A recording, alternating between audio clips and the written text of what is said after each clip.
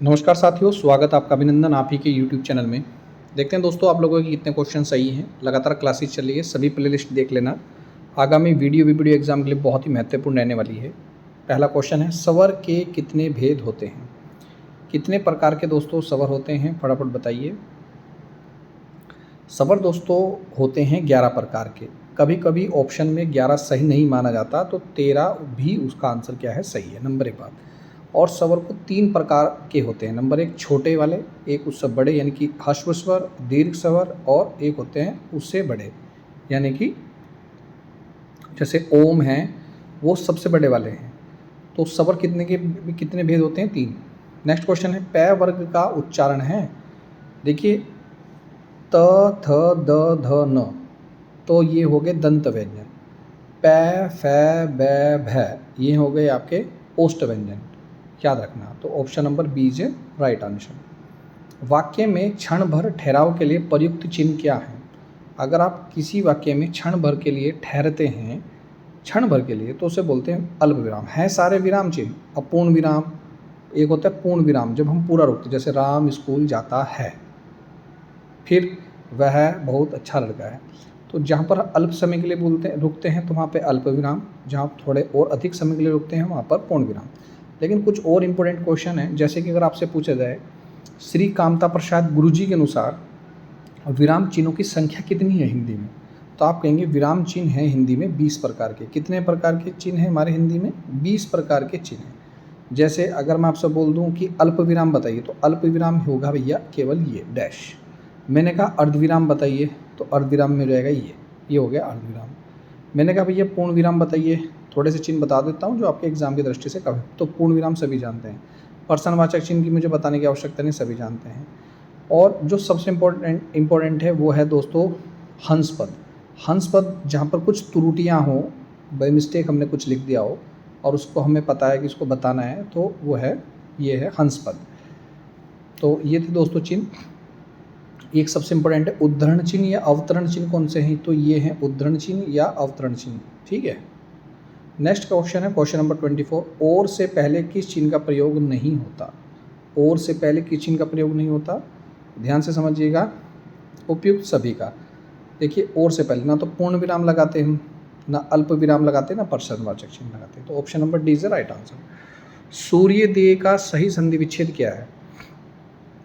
सूर्योदय का सही संधि विच्छेद होगा दोस्तों सूर्य प्लस उदय। इंपॉर्टेंट, बहुत इंपॉर्टेंट। संधि कितने प्रकार की? 5 प्रकार की। उत्कृष्ट शब्द का विलोम क्या है?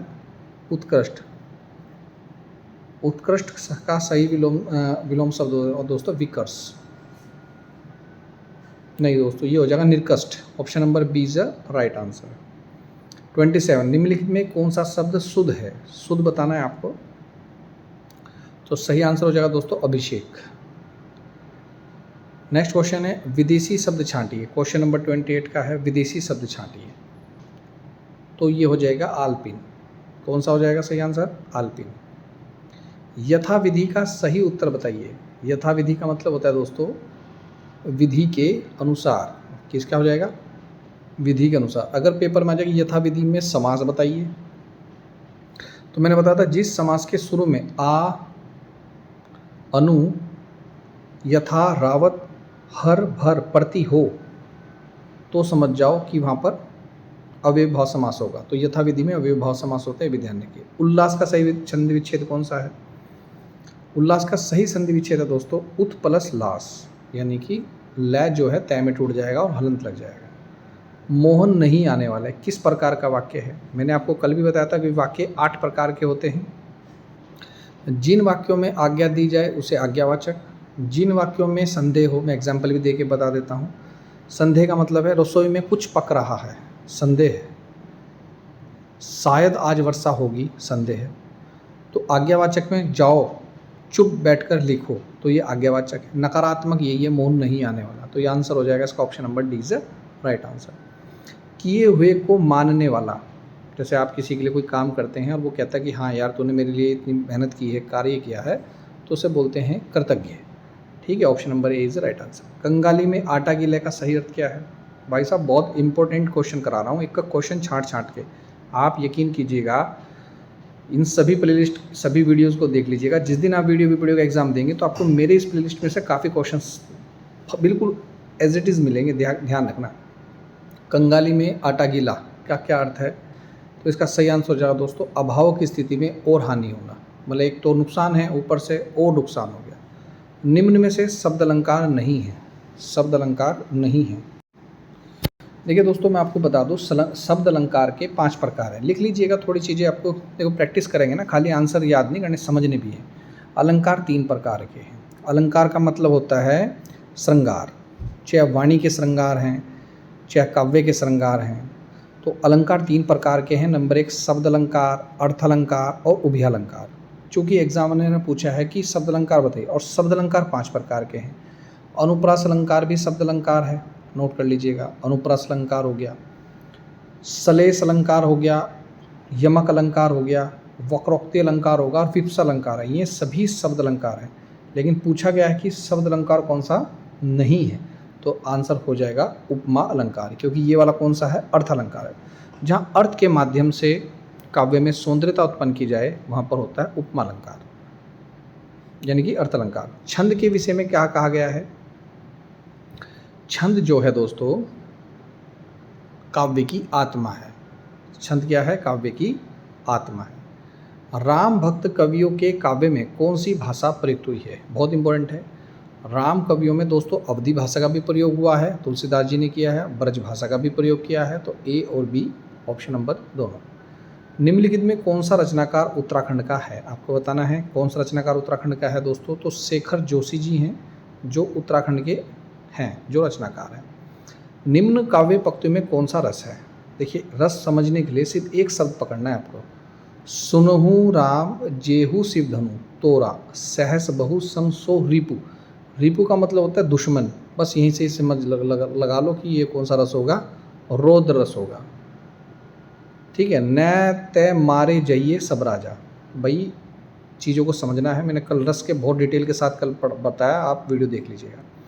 राजभाषा संवैधानिक अनुच्छेद कौन सा है? तो आप बताएंगे अनुच्छेद 343 से 351 तक ये राजभाषा से संबंधित है। अनुच्छेद 345 कहता है राज्य की राजभाषा से है। अनुच्छेद 345 क्या है? राज्य की राजभाषा से है। अनुच्छेद 351 क्या है? हिंदी के बारे में निर्देश दिए गए हैं। हिंदी के बारे में क्या दिए गए? निर्देश दिए गए। क्वेश्चन नंबर 40, उसने कहा था, ये कहानी के रचनाकार कौन है? ये है चंद्रधर शर्मा गुलेरी। वीडियो कैसी लग रही दोस्तों कमेंट करके जरूर बताएं। वीडियो दोस्तों ज़्यादा शेयर कर दिए। स्वर संधि का भेद नहीं है, मैंने अभी बताया था। स्वर संधि का जो भेद नहीं है वो है दोस्तों आदि संधि। वृद्धि संधि का भी भेद है, गुण संधि भी है, दीर्घ संधि भी। ये भी 5 प्रकार की है ना, स्वर संधि भी। भाववाचक संज्ञा निम्नलिखित में से प्रकार से बनाई जाती है। किससे बनाई जाती है भाववाचक संज्ञा? सर्वनाम से, विशेषण से, क्रिया से या उपयुक्त सभी से बनाई जाती है? फटाफट बताइए। देखिए, उपयुक्त सभी से बनाई जाती है। भाव तो आप किसी में भी रख सकते हैं, क्रिया में भी रख सकते हैं भाव, विशेषण में भी रख सकते हैं, सर्वनाम में भी रख सकते हैं। तो भाववाचक संज्ञा आप किसी से भी बना सकते हैं। पर्यावरण शब्द किन शब्दों के योग से बनता है? तो इस संधि विच्छेद करें है परि प्लस आवरण, इसका सही संधि विच्छेद है। पर कौन से वाला? Option number D is right answer, परि प्लस आवरण। ये देखिए यहाँ पर आवरण लिख रखा है, इसलिए गलत है। यह रचना महादेवी की नहीं है, वो बतानी। सभी रचना महादेवी की, एक नहीं है, वो बताना है आपको।